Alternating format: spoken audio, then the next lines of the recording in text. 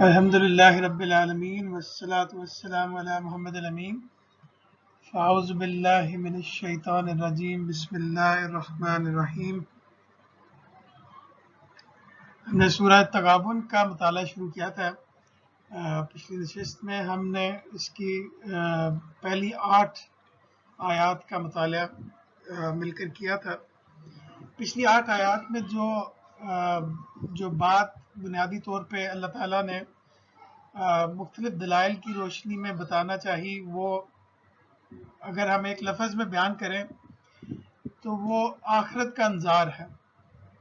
آخرت کا انذار سے مطلب کہ اللہ تعالیٰ انسان کو یہ چیز باور کرانا چاہتے ہیں کہ یہ دنیا اصل میں آخری دنیا نہیں ہے، یہ زندگی آخری زندگی نہیں ہے، بلکہ اس کے بعد ایک اور زندگی ملے گی جو کہ ابدی زندگی ہوگی، اور اس سے پہلے انسان کو وہاں پہ اپنے اعمال کا جواب دینا پڑے گا۔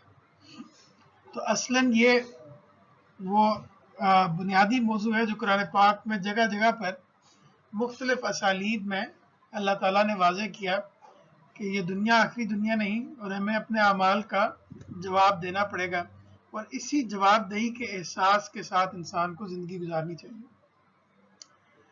تو میں پچھلی آیات کا ترجمہ پڑھ دیتا ہوں تاکہ ایک دفعہ سیاق و سباق واضح ہو جائے۔ زمین اور آسمانوں کی ہر چیز اللہ کی تسبیح کرتی ہے، بادشاہی میں نے شیئر کیا ہوا ہے، آپ کو نظر نہیں آ رہا ساتھ میں؟ اچھا میں دوبارہ شیئر کر دوں۔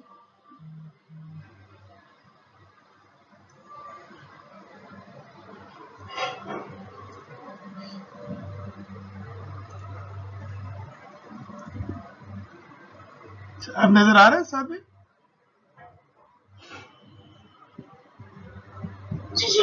اچھا، زمین اور آسمانوں کی ہر چیز اللہ کی تسبیح کرتی ہے، بادشاہی اسی کی ہے، وہی سزاوار شکر ہے، اور وہ ہر چیز پر قدرت رکھتا ہے۔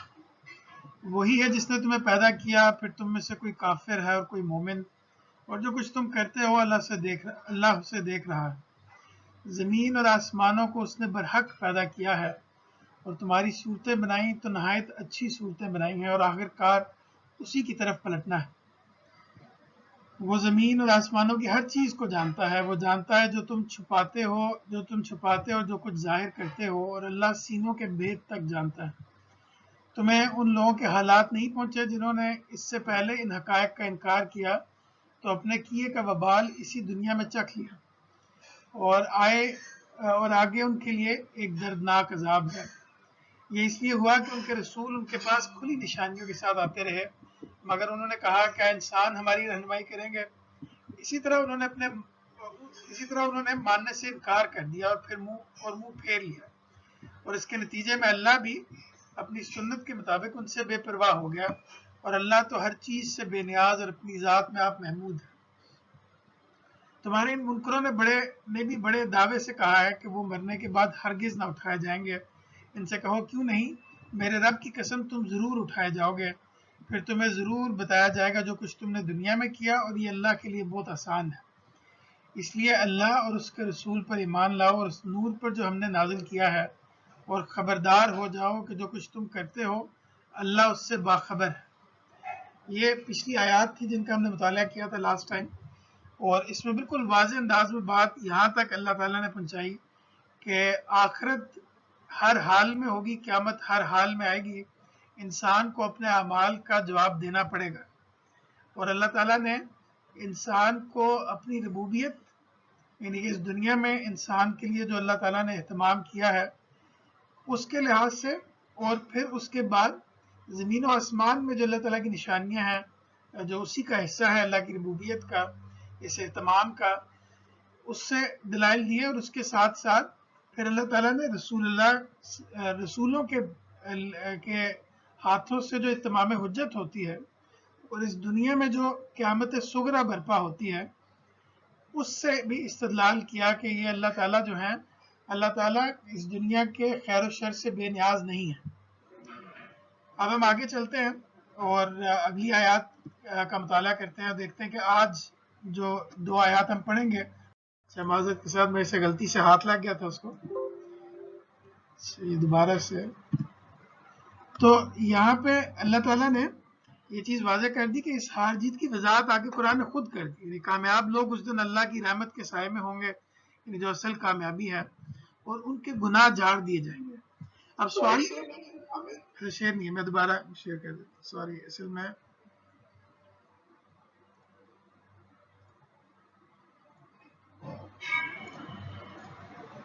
Sorry for the inconvenience.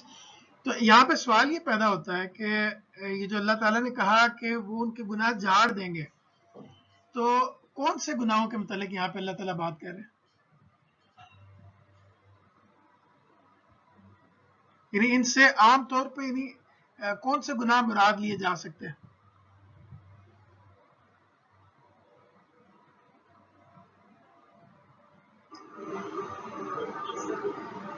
آپ کی آواز نہیں آ رہی صاحب، بھی بہت کم ہے.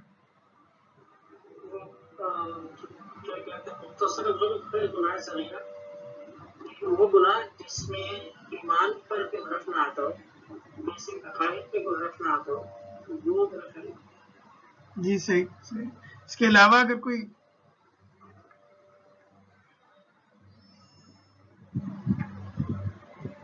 اس میں ہمیشہ یہ چیز ذہن میں رکھنی چاہیے، قرآن پاک میں اللہ تعالیٰ نے یہ چیز واضح کر دی ہے کہ انسان اگر بڑے گناہ نہیں کرے گا تو اللہ تعالیٰ وہاں پہ چھوٹے گناہ ویسے ہی معاف کر دے گا. یعنی کہ اللہ تعالیٰ نے یہ بات واضح کر دی قرآن پاک میں واضح الفاظ میں کہ اگر تم بڑے گناہ نہیں کرو گے، اپنے آپ کو بڑے گناہوں سے بچائے رکھو گے، تو چھوٹے گناہوں کو اللہ تعالیٰ ویسے ہی تم سے صاف کر دے گا. ایک تو یہ چیز جو سعد بھائی نے بھی بیان کی کہ بڑے گناہوں سے انسان اپنے آپ کو بچا کے رکھے، اور دوسری چیز یہ کہ انسانوں کے حقوق اگر تلف اگر کرے انسان تو اس کے بارے میں بھی بالکل واضح ہے، اور رسول اللہ صلی اللہ علیہ وسلم کی بیشتر احادیث سے بھی یہ چیز واضح ہے کہ ان کو پھر اللہ تعالیٰ اپنے طور پہ خود معاف نہیں کریں گے. اگر تو انسان نے دنیا میں اس انسان سے معافی مانگ لی، اس کی حق تلفی جو کی اس کی تلافی کر دی تو پھر تو ٹھیک، مگر نہ قیامت والے دن اللہ تعالیٰ وہاں پہ اس شخص کو یہ اتھارٹی دیں گے کہ وہاں پہ وہ اپنا بدلہ لے سکے، اور وہاں پہ بدلہ یہی ہوگا کہ انسان اپنے نیک اعمال اس کے حصے میں ڈالے اور اس کی برائیاں اپنے ذمہ لے لے. تو یہ ٹریڈ وہاں پہ یہی ہو سکے گی. تو یہ جو تغابن کا لفظ ہے اس کی کچھ مفسرین نے یہ بھی تفسیر کی ہے کہ وہاں پہ اصل میں یہ جو بدلہ ہے کہ ایک بندہ خسارے میں رہے گا اور دوسرا نفع اٹھائے گا، تو وہاں پہ یہ بھی ہوگا کہ انسان اپنے اعمال اس کو دینے پڑیں گے اگر اس نے کسی کی حق تلفی کی ہے، اور دوسرے کی برائیاں لینی پڑیں گی، کیونکہ وہاں پہ اور تو کوئی کرنسی ہوگی نہیں. تو اصل میں یہاں پہ دو گناہ جو ہیں وہ نہیں جھاڑے جا سکتے. ایک وہ گناہ جو کہ کبیرہ گناہ ہے، اور دوسرے وہ گناہ جو دوسرے انسانوں کی حق تلفی سے متعلق ہے. تو ان دونوں طرح کے گناہوں کے متعلق انسان کو بہت متنبع رہنا چاہیے. اب اگلی آیت کی طرف چلتے ہیں.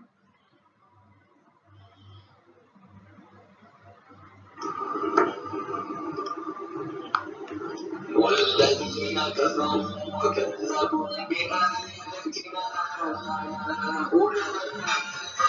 أولئك أصحاب النار خالدين وبئس المصير.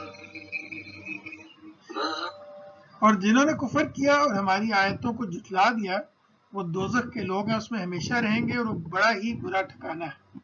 یہاں پہ اللہ تعالیٰ نے خدا اور آخرت کا کفر کرنے والوں کا انجام بھی واضح کر دیا. یعنی جو لوگ آخرت کے منکر ہیں وہ اصل میں انہوں نے تو اسی دنیا کو ہار جیت کا میدان سمجھ رکھا ہے. یعنی اصل میں یہ ایک عام روش ہے ان لوگوں کی جو آخرت کے منکر ہیں. قرآن پاک سے واضح ہوتا ہے کہ آخرت کے منکر ضروری نہیں کہ وہ لوگ ہوں جو زبانی یہ کہتے ہوں کہ ہم آخرت کا انکار کرتے ہیں. یعنی عملی طور پہ بھی کچھ لوگ آخرت کے منکر ہوتے ہیں. وہ زبان سے بے شک کہتے ہیں کہ ہم آخرت کو مانتے ہیں، لیکن قرآن پاک کی ان صورتوں سے بھی جو ہم نے اس سے پہلے پڑھی ہیں اس سے یہ چیز واضح ہوتی ہے کہ کچھ لوگ، جیسے مثال کے طور پر اللہ تعالیٰ نے یہود کی مثال دی کہ وہ آخرت کے کس طرح منکر ہیں کہ انہوں نے غلط عقائد پال رکھے ہیں کہ وہاں پہ اللہ تعالیٰ ہم ایک اللہ تعالیٰ کی سلیکٹڈ قوم ہے، تو اللہ تعالیٰ ہمیں وہاں پہ ہر حال میں بخش ہی دے گا. پھر یہ اس طرح کے عقائد کے وہاں پہ ہم کچھ دن ہی قیامت میں اگر ہمیں اللہ تعالیٰ نے जहन्नम में फेंका भी तो कुछ दिन के लिए फेंकेगा, उसके बाद हमारे लिए जन्नत ही है। फिर ये कि वहाँ पे हमें हमारे जो औलिया हैं या हमारे कोई नेक लोग हैं या नबी हैं वो हमारी शफात कर देंगे। तो ये सब के सब जो अकायद हैं ये भी असल में आखिरत की जो जवाबदेही का एहसास है उसको कमजोर करते हैं इंसान के अंदर। तो इंसान इनके सहारे जिंदगी गुजारता है और उसमें गुनाह से वो हट नहीं पाता। तो जो लोग आखिरत के मुनकर हैं वो इसी दुनिया को हार जीत का मैदान समझ रखा होता है, और जिनको दुनिया की रफायतें मिलती हैं वो समझ बैठते हैं कि उन्होंने बाजी जीत ली। यानी कि इस दुनिया में जो इंसान को आसाइशें मिलती हैं, जो कामयाबी मिलती हैं, तो ये लोग समझते हैं कि हमने बाजी जीत ली, बस यही कामयाबी है असल। तो यहाँ पे इंसान को समझ लेना चाहिए, और ये बड़ी अहम चीज़ है जो आमतौर पे हमारे बहुत सारे लोग आमतौर पे इस गलत फहमी में मुब्तला होते हैं, जिसकी वजह से बड़ी गलत फहमियाँ पैदा होती हैं इंसान के अंदर। यानी बुनियादी गलत फहमी, उसके नतीजे में बड़ी गलत फहमियाँ इंसान के अंदर पैदा होती हैं कि ये दुनिया दारुल इनाम नहीं बल्कि दारुल इम्तिहान है। यानी कि दुनिया अल्लाह ताला ने इनाम देने के लिए पैदा नहीं की बल्कि इम्तिहान की घर से पैदा की।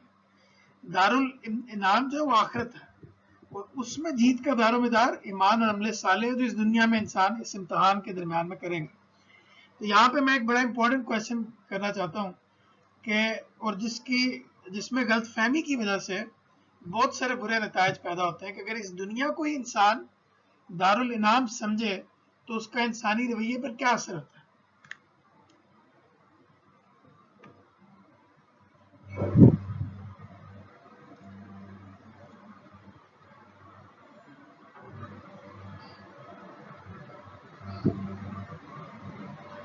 इसी दुनिया को दारुल इनाम समझा जाएगा तो इंसानी रवैयों पर उसका क्या असर होता है।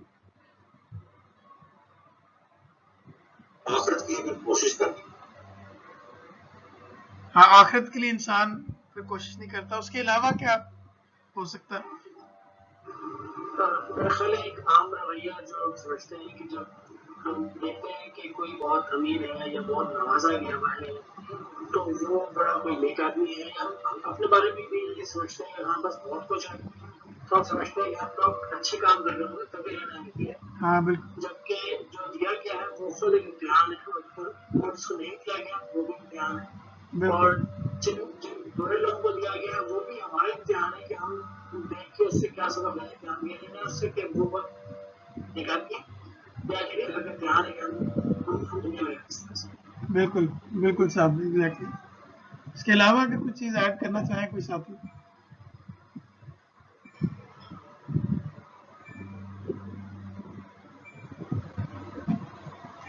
इसमें अगर आप देखें तो इसके बेशतर नतायज सामने आते हैं। यानी कि पहला इसमें जो डिफरेंट जो कंसिक्वेंसेस सामने आते हैं कि गलत तवक्कुआत और नतीजतन नाउमीदी पैदा होती है इंसान को। यानी कि जब इंसान ये समझ लेता है कि ये दुनिया ही दारुल इनाम है तो इंसान ये समझता है कि अगर मैं अच्छा करूंगा तो लाजमन मेरे साथ अच्छा होगा, और अगर कोई दूसरा बुरा करेगा तो लाजमन उसके साथ इसी दुनिया में बुरा होगा। तो ये जब तवक्कुआत ये वाली इंसान की पूरी नहीं होती इस दुनिया में, क्योंकि दुनिया का अल्लाह ताला ने जो डिज़ाइन बनाया है उस डिज़ाइन में बाय डिफ़ॉल्ट ये चूंकि इम्तहान के लिए बनाया, तो ज़रूरी नहीं कि अगर आप अच्छा करें तो आपके साथ अच्छा ही हो, और अगर आप कोई इंसान बुरा करे तो उसके साथ बुरा ही हो। ये जो गलत तवक्कुआत हैं वो नतीजतन नाउमीदी पैदा करती है। यानी इस दुनिया से मतलब कि ये कैसे हुआ कि मैंने तो बहुत अच्छा किया लेकिन मेरे साथ बुरा होता है। ये क्यों है कि कोई और शख्स तो बुरा करता है बहुत लेकिन वो दुनिया में अल्लाह ताला ने उसको नेमतों से नवाजा हुआ है। तो इंसान जब इस दुनिया की हैत को, इस दुनिया के डिज़ाइन को नहीं समझता तो गलत तवक्कुआत और नाउमीदी पैदा होती है। दूसरी ये चीज़ कि नेकी और अल्लाह की राह में खर्च करने और अपने ऐशो आराम की कुर्बानी देने का हौसला नहीं कर पाता इंसान। यानी कि जब इंसान आखिरत के लिहाज से नहीं देखता, इंसान समझता कि ये दुनिया ही असल में सब कुछ है, तो इंसान के अंदर नेकी, अल्लाह की राह में खर्च करना, अपने ऐशो आराम की कुर्बानी देना अल्लाह की राह में, ये वाला हौसला करना मुश्किल हो जाता है। इसके बरक्स अगर इंसान आखिरत को दारुल इनाम समझे तो इंसान के अंदर असल में ये जज्बा पैदा होता है कि इंसान यहाँ पे कुर्बानी दे, अल्लाह की राह में खर्च करे, नेकी के लिए अगर कोई कुर्बानी देनी पड़े तो वो भी दे। کیونکہ آخرت میں اللہ تعالیٰ اس کا مکمل صلہ انسان کو دے گا. تو تیسری چیز یہ کہ مشکلات میں صبر کرنا مشکل ہو جاتا ہے. یہ بالکل وہی چیز کہ جب انسان کے ذہن میں توقع ہوتی ہے کہ مجھے اس دنیا میں ہی کیوں صلہ نہیں مل رہا, مجھے اس دنیا میں ہی کیوں سب کچھ ٹھیک نہیں ہو رہا, تو انسان مشکلات میں صبر نہیں کر پاتا. یعنی کہ انسان اس کو امتحان کے طور پہ لینے کی بجائے انسان اس سوچ کی طرف سوچنے لگ پڑتا ہے کہ یہ انعام مجھے اس دنیا میں کیوں نہیں ملا, کہ میں نے تو سب ٹھیک کیا, میری تو کوئی غلطی نہیں تھی, لیکن مجھے یہاں پہ مشکلیں کیوں آتی. اچھا, چوتھی چیز یہ کہ نعمتوں پہ شکر بھی نہیں کر پاتا.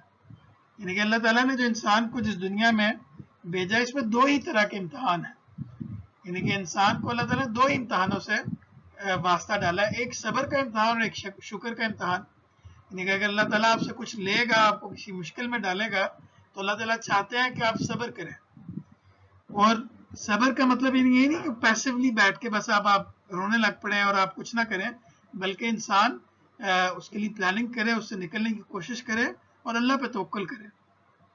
اور دوسری چیز یہ کہ نعمتوں پہ شکر کرنا, یعنی اللہ تعالیٰ اگر آپ کچھ دے تو شکر انسان کرتا ہے کہ نہیں, یہ بھی امتحان ہے. تو نعمتوں پہ شکر بھی انسان نہیں کر پاتا, کیونکہ وہ سمجھتا ہے کہ یہ تو میری اصل میں اپنی قابلیت کا نتیجہ ہے. یعنی یہ وہی جو سعد بھائی نے بات کی کہ اللہ تعالیٰ تو میرے سے خوش ہے, اس کی وجہ سے اللہ تعالیٰ نے دنیا میں مجھے بہت کچھ دے رکھا ہے. اور آخری چیز جو کہ میں سمجھتا ہوں کہ میں نے بیشتر دفعہ دیکھا کہ جو لوگ ملحد ہیں ان کے ہاں یہ سوال یہ پایا جاتا ہے کہ اگر اللہ کوئی موجود ہے اس دنیا میں, اگر اس دنیا کا کوئی خدا ہے, تو اس دنیا میں اتنی سفرنگ کیوں ہے, اس دنیا میں غریب کیوں مرتا ہے, اس دنیا میں بچے کیوں مر جاتے ہیں, اس دنیا میں یہ کووڈ جیسی برائیاں کیوں ہیں, اور عام انسان ہی کیوں اس کا نتیجہ, اس کا سامنا اس کو کرنا پڑتا ہے. تو اس سے نتیجتاً انسان ایسی جگہ پہ پہنچتا جہاں پہ وہ سوچتا ہے کہ اصل میں اس دنیا کا کوئی خدا ہی نہیں. تو یہ اصل میں اگین اس دنیا کو دارالانعام سمجھنے کی وجہ سے یہ تمام رویے انسان کے اندر پیدا ہوتے ہیں کہ انسان, اور یہ آپ دیکھیں گے عام طور پہ ہماری عام زبان میں بھی انسان عام طور پہ بول رہا تھا کہ یار میں نے غلطی نہیں کی تو میرے ساتھ کیوں ایسا ہوا, یا میرے ساتھ ہی کیوں ایسا ہوتا ہے, یا دنیا میں اللہ تعالیٰ نے ان لوگوں کو کیوں اتنا دیا ہوا جو لوگ ظاہراً ظالم ہیں, اور اس طرح کی چیزیں. تو اس تصور کو انسان کو بالکل ٹھیک جگہ پہ رکھ کے سمجھ لینا چاہیے. اب میرے پاس تقریباً 10 منٹ ہے کہ میں چاہ رہا تھا کہ ایک دفعہ ہم نے پہلے بھی جو آخرت یا قیامت کا دن ہے یا جنت و دوزخ ہے, اس کے بارے میں جو دلائل ہیں اللہ تعالیٰ نے قرآن پاک میں دیے ہیں اور جو علماء نے سمجھے ہیں, ان کو میں ایک دفعہ دوبارہ آپ کے سامنے رکھ دوں. میں کوشش کروں گا کہ ان کو جتنا کنسائز کر کے آپ کے سامنے رکھوں وہ رکھ سکوں. اس کی وجہ یہ ہے کہ انسان جب تک کسی چیز کو شعوری طور پہ نہ سمجھے, یعنی ہمارے ہاں عام طور پہ رویہ یہ ہے کہ ہم یہ سمجھتے ہیں کہ اللہ پر ایمان یا آخرت پر ایمان جو ہے وہ اصل میں ایک اندھا ایمان ہے, یعنی اس کی کوئی عقلی, اس کی کوئی دلائل نہیں موجود, بلکہ ہم صرف اس لیے مانتے ہیں کیونکہ ہم ایمان رکھتے ہیں.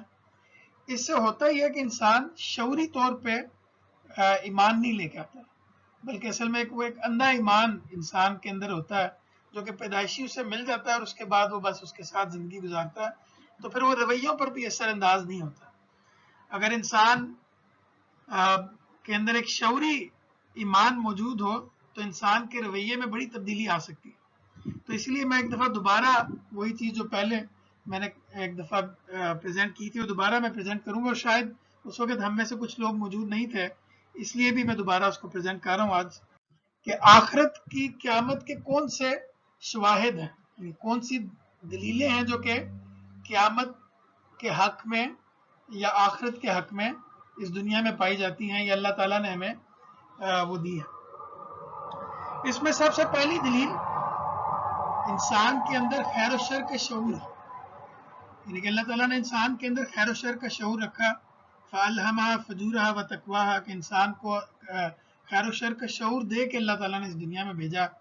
ہم نے اس دنیا میں عدالتیں قائم کر رکھی ہیں, وہ اس چیز کا ثبوت ہے کہ ہم اچھائی کو اچھا سمجھتے ہیں اور برائی کو برا سمجھتے ہیں, اور دونوں کے نتیجے کو بھی ہم الگ الگ سے دیکھتے ہیں.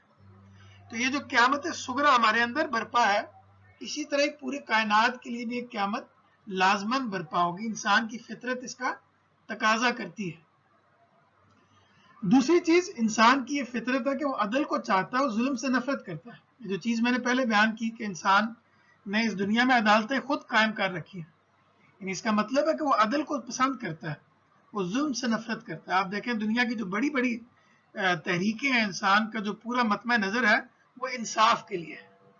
میں یہاں پہ تحریک انصاف کی بات نہیں کہہ رہا، یعنی میں کہہ رہا ہوں کہ انسان کا جو پورے کا پورا، بلکہ تحریک انصاف کا بھی سب کا جو اصل میں بنیادی فوکس ہے وہ یہ ہے کہ انسان انصاف چاہتا ہے اس دنیا میں، وہ اس کو یہاں پہ مکمل طور پہ مل نہیں پاتا۔ یہ تیسرے پوائنٹ میں آپ سے ڈسکس کروں گا کہ تیسری چیز یہ ہے کہ انسان اور کائنات دونوں ناتمام ہیں، اور اب اس کی میں آپ کو بیشتر مثالیں دوں گا کہ کس طرح یہ انسان بھی اور کائنات دونوں نامکمل ہیں۔ اگر آپ ایک طرف دیکھیں تو اس کائنات کی ہر چیز میں میننگ فلنس ہے، اس میں آرگنائزیشن ہے، اس میں بے مثال ریاضی اور عقیدت ہے، آپ دیکھتے ہیں کہ غیر معمولی اہتمام ہے، اس میں حسن ہے، علم و عقل ہے جو انسان کو حیران کر دیتا ہے، یعنی اتنی اللہ تعالیٰ نے اس دنیا میں چیزیں رکھی ہیں۔ دوسری طرف اگر آپ اس کو دیکھیں تو اگر آپ آخرت کے علاوہ اس کو دیکھیں تو اس میں مایوسی نظر آتی ہے، یعنی آپ کو لگتا ہے کہ دنیا پہ کیوں بنی ہے، یعنی اس دنیا کا مقصد کیا ہے؟ کیا یہ دنیا اسی لیے بنی ہے کہ ایک دن ختم ہو جائے اور اس کے بعد کچھ نہیں؟ کیا انسان اس لیے بنا ہے کہ وہ ایک دن ختم ہو جائے اور اس کے بعد کچھ نہیں؟ تو انسان کو مایوسی گھیر لیتی ہے اگر آخرت کے علاوہ انسان اس دنیا کو اور انسان اپنے آپ کو دیکھے۔ اچھا، پھر دوسری چیز یہ کہ یہ دنیا سب کی سب آپ کو لگتی ہے کہ آپ کی خدمت میں لگی ہوئی، یعنی جتنی بھی کائنات اس وقت ہے وہ اصل میں اس دنیا میں جو ہماری سامنے کائنات ہے وہ اس دنیا میں انسان کی بقا کی ضامن ہے، یعنی ہمارے ارد گرد درخت ہیں وہ ہماری خدمت میں لگے ہوئے ہیں، ہمارے ارد گرد جانور ہیں، ہمارے ارد گرد باقی چیزیں ہیں، وہ سب کی سب ایسے لگتا ہے کہ انسان کو دنیا میں رکھنے کے لیے بنی ہے، لیکن وہ خود کس لیے پیدا کیا دنیا کی کوئی چیز نہیں بتاتے، یعنی وہ خود اس کا مقصد کیا ہے اس دنیا میں، دنیا کی کوئی چیز یہ نہیں بتاتی۔ اچھا، اگر کوئی مقصد تخلیق ہے تو ایسا کوئی انتظام نہیں ہے، کوئی ایویلیویشن سسٹم نہیں ہے جو انسان کو یہ بتائے کہ کس نے وہ مقصد پورا کیا اور کس نے بے پرواہی برتی، یہ بھی چیز اس دنیا میں کوئی انتظام موجود، اس لحاظ سے بھی دنیا نامکمل ہے۔ چوتھی چیز یہ کہ ہر نعمت کے ساتھ جو مسئولیت ہے، یعنی انسان کو نعمت ملے تو اس کا بعد میں سوال بھی پوچھا جائے گا، انسان کی فطرت میں سوال پیدا ہوتا ہے کہ اگر نعمت ملی ہے تو اس کا سوال بھی پوچھا جائے گا۔ چنانچہ جو اللہ تعالیٰ نے جو نعمتیں انسان کو عطا فرمائی ہیں وہ انسان ان کا حساب دیے بغیر اطمینان سے اس دنیا سے چلا جاتا ہے اور اسے کوئی پوچھتا بھی نہیں، یعنی یہ بھی ایک لحاظ سے نامکمل دنیا ہونے کا کی طرف اشارہ ہے۔ پھر یہ چیز کہ انسان بہت سارے اس دنیا میں انسان آتے ہیں جو کہ اچھائی کرتے ہیں لیکن ان کو اچھائی کا صلہ نہیں ملتا یہاں پہ، یعنی مکمل صلہ انسان کو اچھائی کا نہیں ملتا، اور بہت سارے لوگ سرکش ہیں دنیا میں جو کہ سرکشی کرتے ہیں لیکن ان کو اس کی سزا نہیں ملتی یہاں پہ، یعنی سزا مل بھی جائے تو اتنی نہیں ملتی جتنی انہوں نے گناہ کیا۔ تو مثال کے طور پہ اگر ایک انسان قتل کرتا ہے تو اس کا اثر بہت ساری چیزوں پہ ہوتا ہے، یعنی صرف اس نے انسان کا قتل نہیں کیا، اس کی فیملی ہے اس پہ اثر پڑا، معاشرے پہ اثر پڑا، اس کے لحاظ سے اگر آپ اس کو سزائے موت بھی دے دیں تو پھر بھی وہ خمیازہ نہیں بھگت پاتا مکمل طور، تو انصاف کا نظام بھی یہاں پہ نامکمل ہے۔ اچھا، دوسری چیز یہ کہ تمام مخلوقات کے برعکس انسان مستقبل کا تصور رکھتا ہے، لیکن یہ مستقبل اس سے ہمیشہ دور ہی رہتا ہے، انسان کے اندر ہمیشہ مستقبل کے اندیشے رہتے ہیں، تو انسان مستقبل کا ایک تصور رکھتا ہے اپنے اندر۔ اچھا، اس کے ساتھ یہ بھی کہ انسان کے وجود کی رسائی، یعنی ہمارے جسم جہاں تک پہنچ سکتا ہے ہمارا خیال اس سے بہت آگے تک جا سکتا ہے، آپ دیکھیں نا انسان کا خیال اس کے جسم سے بہت زیادہ آگے تک جا سکتا ہے۔ اچھا، یہ تینوں پوائنٹ آپس میں لنکڈ ہیں۔ اچھا، انسان کے اندر خواہشیں بہت ساری ہیں لیکن یہ خواہشیں بہت کم ہی پوری ہوتی ہیں، یعنی ہزاروں خواہشیں ایسی کہ ہر خواہش پہ دم نکلے، لیکن انسان کی خواہشیں پوری نہیں ہوتی مکمل طور پہ۔ تو اگر آپ ان تینوں پوائنٹس کو ملا کر دیکھیں تو آپ دیکھیں گے کہ انسان کے اندر وہ جو آخرت اللہ تعالیٰ نے جنت دوزخ کا تصور قائم کیا ہے وہ انسان کی اندر کی فطری خواہش ہے، اصل میں بہت ساری چیزیں جو انسان کی یہاں پوری نہیں ہوتی وہ وہاں پہ پوری ہو سکتی ہیں۔ انسان کا جو خیال تصور جہاں تک جا سکتا ہے جنت اس کے بالکل مطابق ہوگی. تو یہ تینوں چیزیں پوائنٹس اس کے لحاظ سے. اچھا جب انسان خدا کو مان لیتا ہے تو انسان کے اندر یہ شدید خواہش پیدا ہوتی ہے کہ خدا کو دیکھے بھی.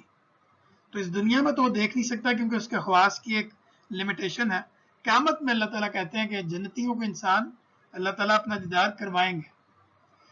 اچھا اگلی چیز یہ کہ اس کو ہمیشہ سے ایک ایسی دنیا کی تلاش ہے جہاں پہ وہ اس دنیا کے جو مشکلات و مصائب ہیں, جو اس دنیا کی محدودیتیں ہیں, اس سے آزاد ہو کر خوشی و فراغت کی ایک زندگی گزارے. یعنی اگر آپ دیکھیں تو انسان اور سائنس کی پوری کوشش یہ ہے کہ اس دنیا میں جنت قائم کر لی جائے, اس دنیا کی مشکلات کو ختم کر دیا جائے, لیکن وہ کر نہیں پاتا. تو یہ بھی انسان کی کوشش, یعنی انسان کے اندر خواہش ہے کہ اصل میں ایک ایسی دنیا ہونی چاہیے.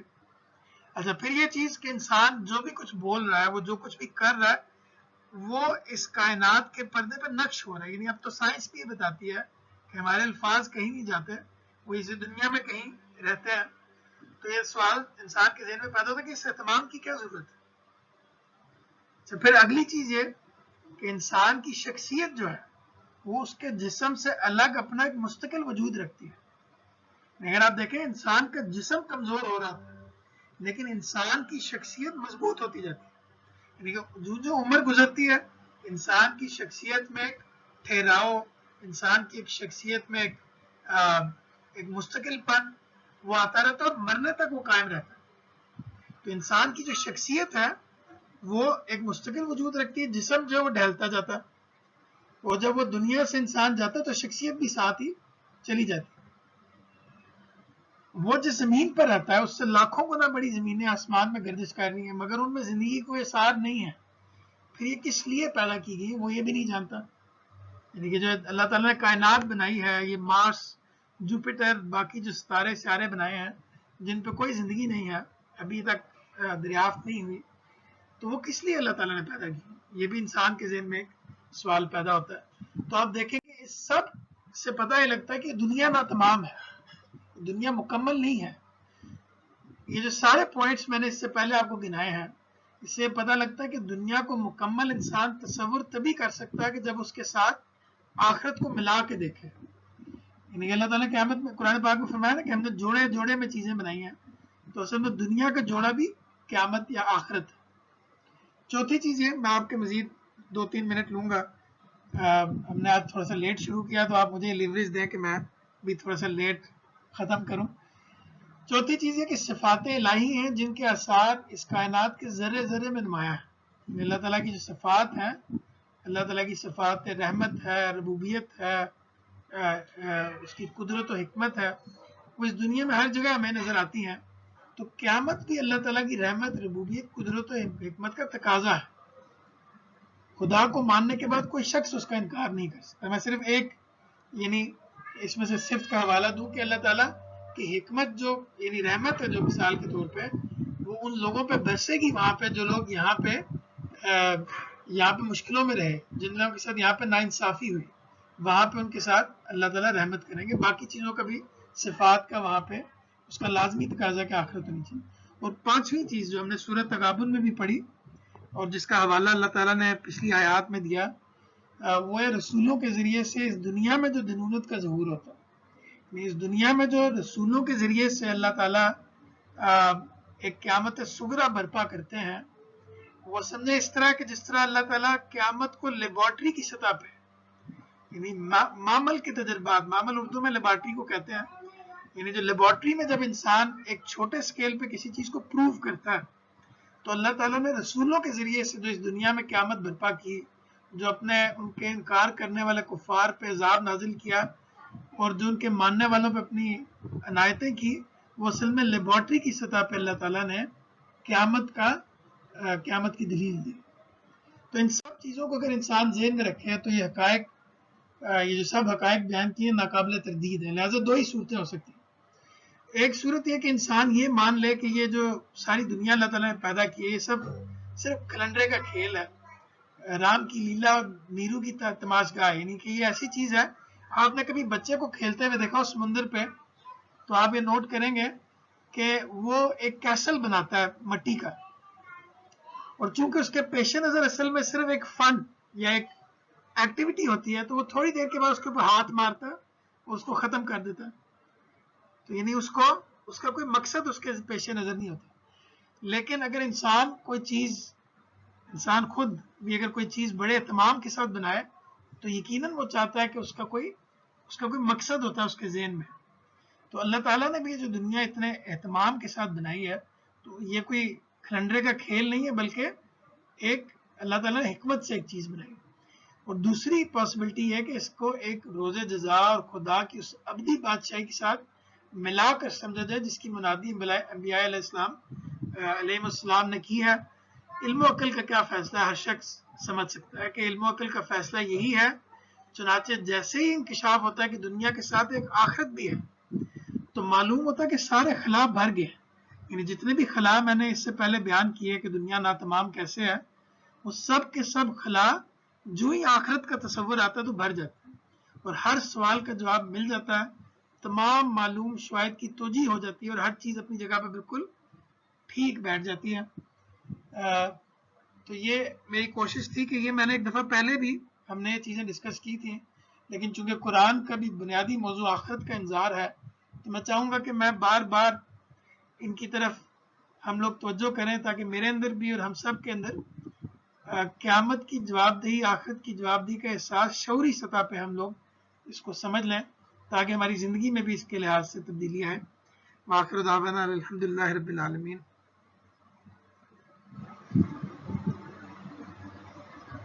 اب اگر کوئی چیز ڈسکس کرنا چاہیں تو ہم کر سکتے ہیں.